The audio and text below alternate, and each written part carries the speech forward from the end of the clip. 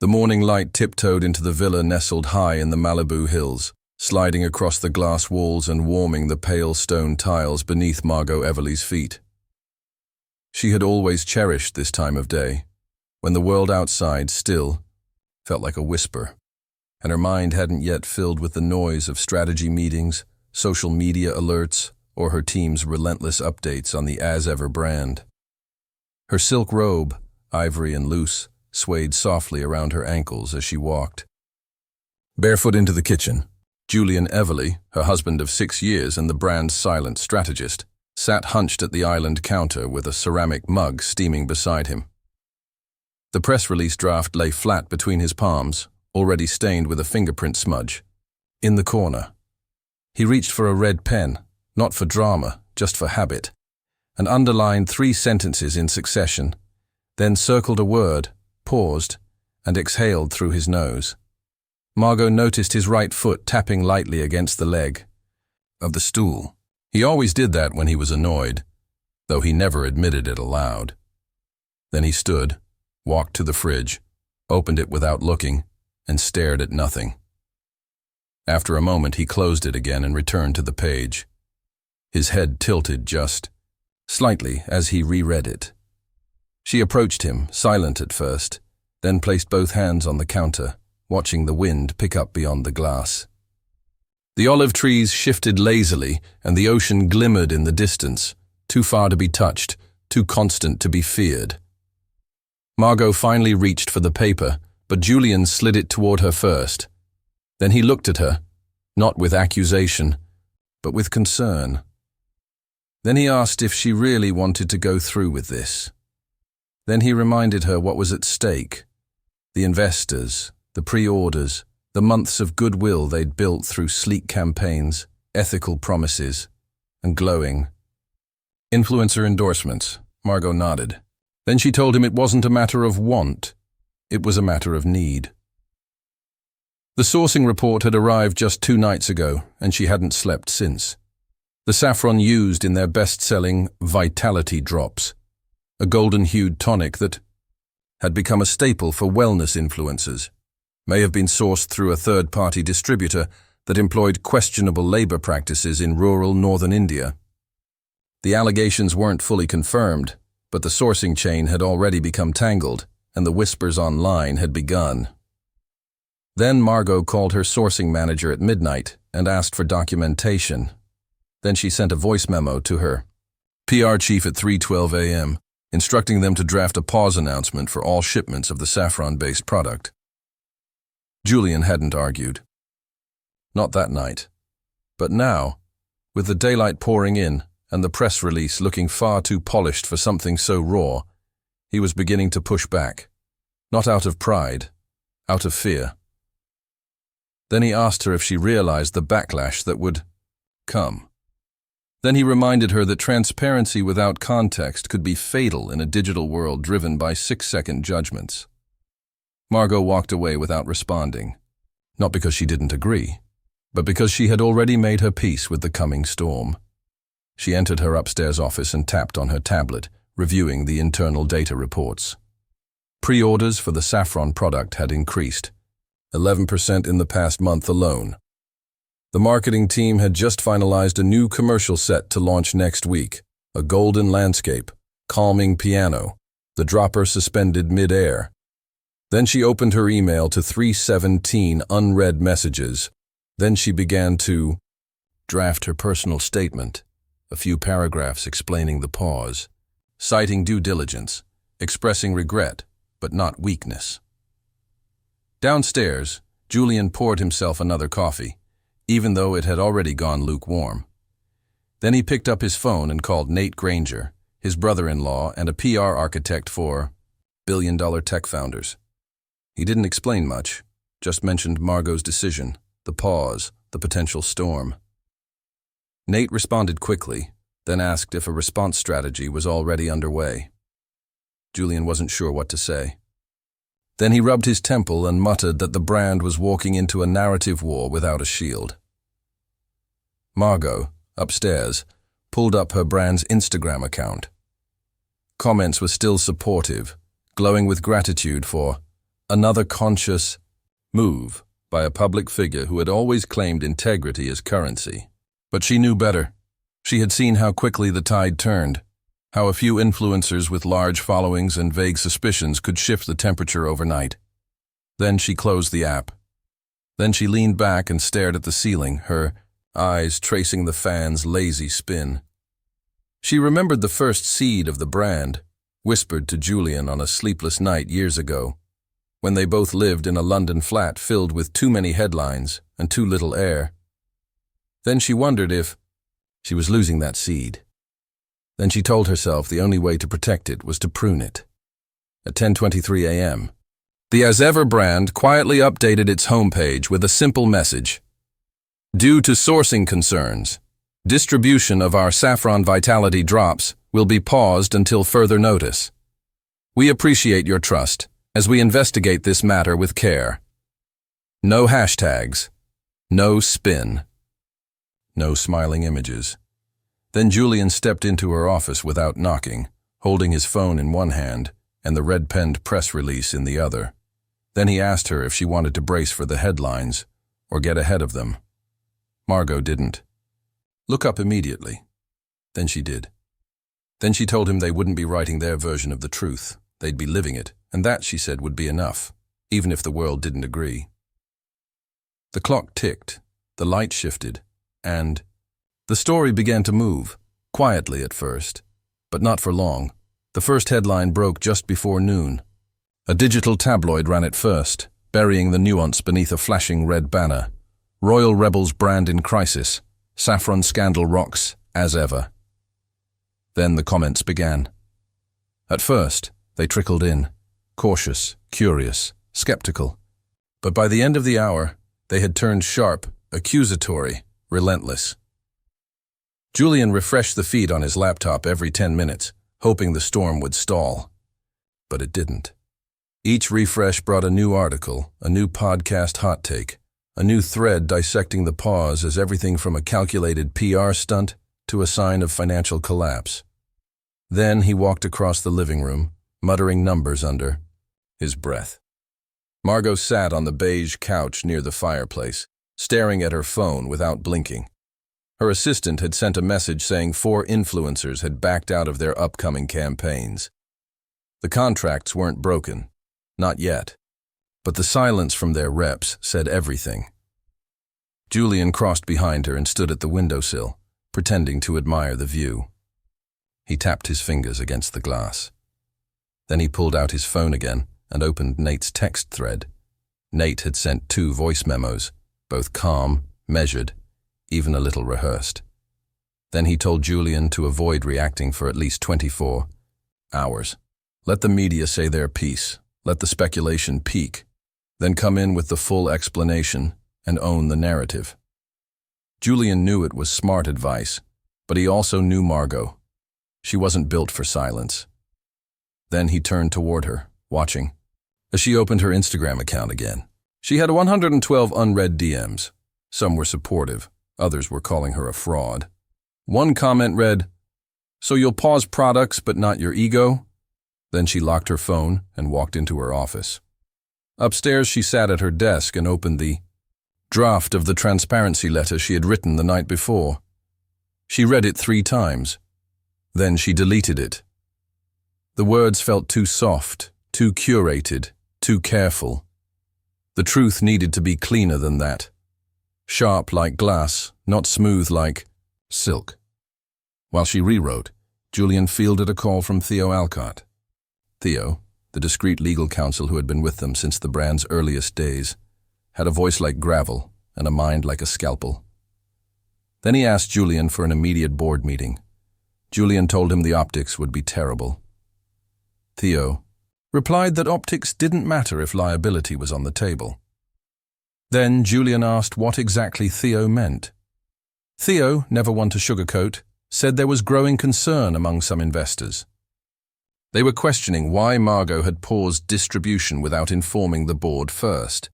They were concerned that it looked reactionary, even erratic.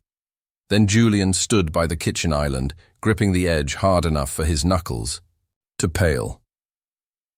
Then he asked if this was a legal inquiry or just whispers. Theo said it was still whispers. For now. Meanwhile, across the ocean in London, another figure stirred. Lionel Prewitt, the former CEO of BioVita Organics, the saffron supplier once contracted by As Ever, had caught wind of the controversy. Then he called his media contact. Then he sent a carefully crafted statement to 2 major publications, declaring that his company had always followed ethical guidelines and that As Ever had been fully informed of their operations since the beginning. Lionel's letter didn't include proof. It didn't need to. The suggestion alone, that Margot may have known, was enough to spark a frenzy. Julian read the article while sipping his 3rd coffee of the morning. Then he dropped the cup. It shattered across the hardwood floor, splashing lukewarm liquid across the hem of his jeans. Margot walked in a second later. Then she froze. Then she asked what happened. Julian didn't answer immediately. Then he handed her his phone. She scrolled through the article, eyes scanning line by line. When she reached the quote from Lionel, her hands stiffened. Then she inhaled, held it, and released slowly through her nose, a technique she'd learned during breathwork training. Then she asked Julian if they still had the old email threads with Lionel's sourcing reps. He nodded, already pulling up archived folders on his laptop.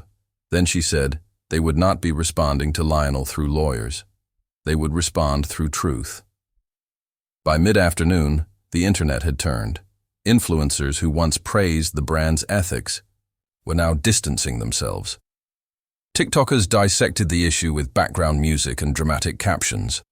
A wellness podcast host uploaded a 30-minute episode titled, "When Conscious Brands Fail Us." Julian called Nate again. Then he asked if they should issue a formal rebuttal. Nate said not yet. Wait for something concrete, then hit back with evidence. Margot walked into the garden where they had filmed one of their first brand teasers. The grass was freshly mowed. The stone path was clean. But something felt off. The space felt too quiet, like even the trees were waiting. Then she sat on the edge of the fountain and looked up at the sky. Then she whispered. Not a prayer, not a plea, just a sentence. I didn't lie. Back inside, Julian finally located the internal report from the third-party auditor that flagged inconsistencies in BioVita's documentation. Then he sent it to Theo with a note. We're going to war. Then he walked into Margot's office and told her they were done waiting. She looked up, eyes heavy but clear. Then she nodded. Then she asked him to clear the schedule. Then she asked for an hour alone. Julian left the room and closed the door behind him. Down the hall, his phone buzzed. Again, another investor, another question, another layer of pressure. Then he turned off his notifications. The villa, once filled with light and stillness, had now become a command center. Outside, the headlines continued. The backlash swelled. The brand wobbled on the edge. But inside, they were no longer afraid. They were preparing to fight. The morning began like the others, still, quiet, deceptively peaceful. But inside the villa, something had shifted. The sun climbed slower. The air sat heavier. And Margot Everly, once the face of organic elegance, sat curled at the edge of her balcony lounge, fingers trembling ever so slightly around a half-empty glass of lemon water. Then she read the latest headline. It came from a respected business outlet, not a tabloid. As Ever brand loses major retail partners amid ethics scandal. The article confirmed what she had sensed in recent days. Partnerships were dissolving quietly, like friendships ghosted without closure. Julian stood inside the living room, watching the morning news roll across the muted television screen. The anchor discussed As Ever, in the same tone one might use for a fallen tech founder. Detached, cautious, unwilling to pick sides. Then he muted the TV completely and called Nate. Nate answered from New York, his voice a little sharper than usual. Then he explained that they'd lost 2 celebrity brand ambassadors overnight. One of them was Sienna Vale. Julian didn't react immediately. Then he dropped onto the couch, leaned forward, and rubbed his jaw. Sienna had been more than an ambassador. She had been a bridesmaid at their wedding. Then he asked Nate if she had reached out personally. Nate confirmed she had not. Only her team had sent a vague, clinical termination notice. Then Julian stood again, pacing. Then he said that people weren't just backing out. They were abandoning the ship before checking for leaks. Upstairs, Margot watched the lemon water glisten in her glass, then placed it gently on the table beside her. Then she opened her laptop and clicked into a video file her assistant had quietly flagged the night before. The footage showed a factory in northern India, the one that had supplied the saffron. Children moved among the crates, barefoot and unsupervised. It wasn't definitive proof. It wasn't time-stamped. But it was enough to make her feel ill. Then she closed the file and placed both hands over her eyes. Then she whispered to herself that silence was no longer noble. Just as she lowered her hands, Julian walked in and sat beside her. Then he told her that Theo had arrived. Theo Alcott, the shadowy legal mind behind as Ever's founding documents, rarely left New York. But this scandal had pulled him westward, his leather briefcase heavy with paperwork and his voice laced with implied consequence. Then he entered the room without waiting for permission and dropped his coat on a nearby chair. Then he placed a thick folder on the coffee table and sat down without making eye. Contact. Julian leaned forward, arms crossed, already bracing himself. Then Theo announced that several investors had quietly met in the past 48 hours. Then he said they had begun drafting an internal vote of no confidence. Then he explained that while Margot still legally owned the brand, the board was preparing to request her formal removal as public CEO. Margot didn't blink. Then she asked if they were serious. Theo nodded. Then he said they believed her name had become too polarizing, too risky, too difficult to protect. Then Julian interrupted, asking if any of these investors had actually read the sourcing files. Theo replied that they had read only what the press had published. The court of public opinion had rendered its verdict faster than any boardroom could. Then Margot stood, walking slowly to the window, resting her fingers lightly against the glass. Then, she asked Theo if there was any legal ground for her to challenge the board. Theo said yes, but it would be messy, and long, and public. Then she turned and said, maybe public was exactly what they needed. Julian agreed. Then he told Theo that they weren't backing down. Not now. Theo didn't argue.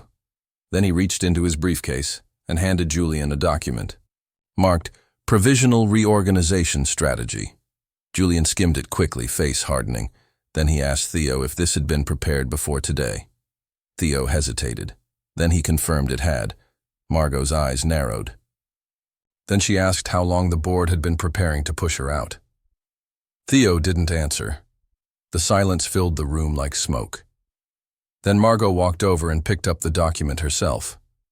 She flipped through the pages quickly, absorbing language like interim brand management, public distancing, and executive silence period. Then she said no, not a polite no, not a quiet no. A full-bodied refusal that echoed against the villa walls. Then she told Theo that if the board wanted to act like she was disposable, they'd better prepare for a public reckoning. Julian looked at her with something between admiration and worry. Then he asked what the plan was. Margot didn't speak right away. Then she walked out of the room and into her studio, the space once designed for campaign shoots, now covered in fabric samples and abandoned storyboards. Then she pulled a large folder from the bottom drawer of a locked cabinet. Julian followed her. Then he asked what it was. Margot placed it on the desk and opened it. Inside were handwritten notes, transcripts, photographs, all detailing her early correspondence with BioVita Organics, including Lionel Prewitt's original assurances about their labor practices. Then she said she wasn't going to sue anyone. Then she said she was going to show the public exactly how they'd been misled. Julian nodded. Then he told her to let him handle the press scheduling. Meanwhile, Theo stood alone in the hallway, staring out at the garden. Then he sighed and pulled out his phone. Then he texted one of the investors. "She's not stepping down. Prepare for disruption." Outside, the sky had turned cloudy. The air hinted at rain. Inside, Margot rolled up her sleeves and got to work. The war wasn't over. It was just entering its next chapter. Rain touched down on Malibu for the first time in weeks. It came not in sheets, but in soft whispers. Enough to blur the windows and hush the hills. Inside the villa, Margot Everly stood at her studio desk, surrounded by stacks of folders, open laptops, sticky notes, and a dozen tabs blinking across 2 monitors. Her hair was tied back, her sleeves rolled, and the tone in the room had shifted from defeat to defiance. Then she reached for the flash drive. Julian had labeled it weeks ago, Saffron Chain Original, and placed it in the back of their home safe, not knowing if they would ever use it. The drive contained email threads, supplier contracts, time-stamped invoices, and annotated transcripts from her calls with Lionel Prewitt's team. Then she plugged it into the computer. The files opened slowly. Her eyes scanned each line with quiet precision. Every "thank you for the update," every "fully certified ethical labor," every false assurance now glared back at her. She had believed those words once. Now they were the backbone of her rebuttal. Julian entered quietly, holding a mug of green tea. Then he placed it beside her elbow without interrupting. Then he asked how long the video would be. She told him 17 minutes, not a second longer, not 1 second wasted. Then she opened her voice recorder and began outlining the script aloud, her voice low but steady. Down the hall, Nate paced the living room, phone pressed to his ear. His assistant was finalizing press distribution. Theo had agreed, reluctantly, to halt the board's vote pending significant new information. Then Nate stopped pacing and looked out at the rain. Then he told his assistant that the timing had to be perfect. Across the city, a rented production studio buzzed into action. Margot didn't want filters or soft lighting. She wanted authenticity, clean, raw, unedited clarity. Then she stood in front of the camera, face bare, hair pulled. Back, wearing a simple navy sweater and no jewelry. Then she spoke. She began not with an apology, but with a statement of accountability. Then she described how she had built as ever with intention, not for aesthetics, but for ethics. Then she addressed the sourcing issue. Then she explained how they discovered discrepancies, how internal alarms were raised, how the investigation began, and why she chose to pause the product, despite the financial risk. Then she revealed the documents, the emails from BioVita promising fair trade compliance, the invoices detailing third-party outsourcing never disclosed in public reports, the auditor's notes highlighting missing certificates. Screenshot of her team's internal message. Pause shipment. Margot's orders. Then she addressed Lionel Prewitt directly. Then she said his statements were misleading, and she offered the proof. Not as vengeance, as clarity. She ended the video with a message to consumers, not one begging for sympathy, but one urging them to demand better from every brand, not just hers. Then she paused. Then she looked directly into the lens and told them that transparency isn't weakness. It's the highest form of respect. The video uploaded at 8:00 p.m. Pacific by 8:11, it had 40,000 views. By 8:45, it trended on YouTube's ethical living category. By midnight, it had crossed 1.2 million views.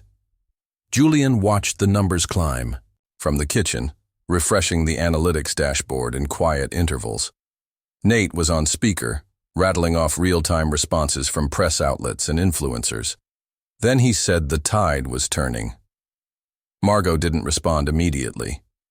She had already shut off her phone, walked barefoot out to the rain-covered patio, and stood beneath the overhang, watching drops race down the glass railing. Then she closed her eyes. Then she smiled. The next morning, headlines shifted. Where? Once there was doubt, now there was praise. Margot Everly breaks silence with unfiltered transparency.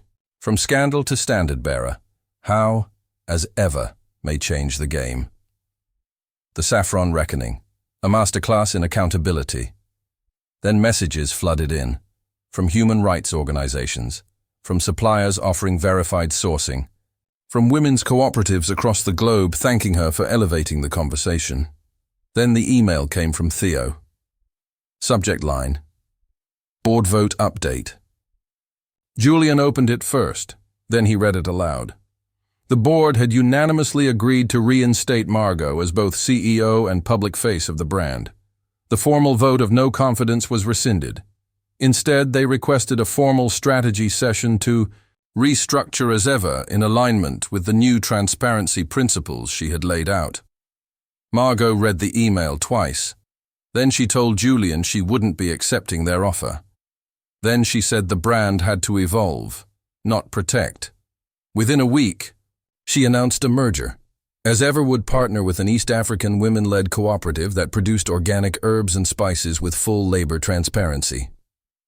Not just saffron, a complete expansion. The new direction came with a new visual identity. The logo remained, but the tagline changed. From the ground, with truth. Then she held a press event, small, not theatrical, and invited only independent journalists and grassroots leaders. Then she said the next phase of As Ever would not be defined by margins or metrics, but by integrity. Julian watched her speak from the back row, arms crossed, heart full. Then he whispered to himself that he had never seen her like this before, not as a survivor, but as a builder. Theo attended, sitting in silence, one leg crossed over the other. Then he smiled, just barely. Then he said to the reporter next to him that perhaps public reckoning wasn't the end of a brand. Maybe, if done right, it was just the beginning. And as the applause filled the modest event hall, the rain lifted across Malibu. The clouds parted, and As Ever was reborn.